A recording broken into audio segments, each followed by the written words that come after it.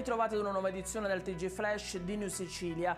Uso di mascherine al chiuso, smart working, riduzione degli affollamenti, ventilazione ambienti chiusi e intensificazione delle quarte dosi di vaccino anti-Covid di un'ulteriore dose per categorie a rischio. Queste alcune delle indicazioni contenute nella circolare del Ministero della Salute, che ha già predisposto un piano in caso di peggioramento dei contagi in Italia. Alle regioni sono state chieste verifiche su posti letto e personale per fronteggiare eventuali emergenze. Si raccomanda il rafforzamento dei sistemi di sorveglianza e sequenziamenti genomici per le varianti.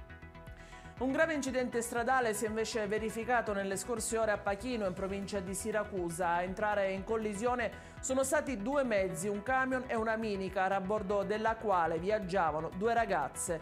Una delle due minorenni è stata trasportata d'urgenza con l'elisoccorso al Cannizzaro di Catania, l'altra invece è stata ricoverata all'ospedale di Avola. Nei primi 11 mesi del 2022 sono aumentati gli incidenti sul lavoro in Italia, ma si registrano meno vittime. Le denunce di infortunio presentate all'INAIL sono state il più 29,8% rispetto allo stesso periodo del 2021, 1.600 delle quali con esito mortale. L'aumento, secondo l'istituto, sarebbe dovuto in parte anche alle denunce per Covid. Gli infortuni denunciati sono più 28,5% nella gestione industria e servizi e più 54,2% nel conto Stato. Aumentate anche le patologie di origine professionale denunciate.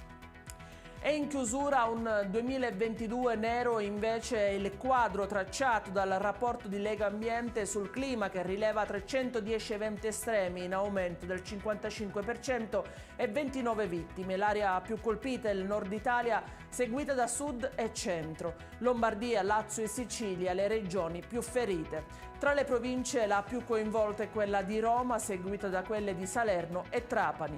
In grande aumento la siccità, le grandinate, le trombe d'aria e le alluvioni. È tutto per questa edizione, nuovi aggiornamenti col TG Flash delle 20.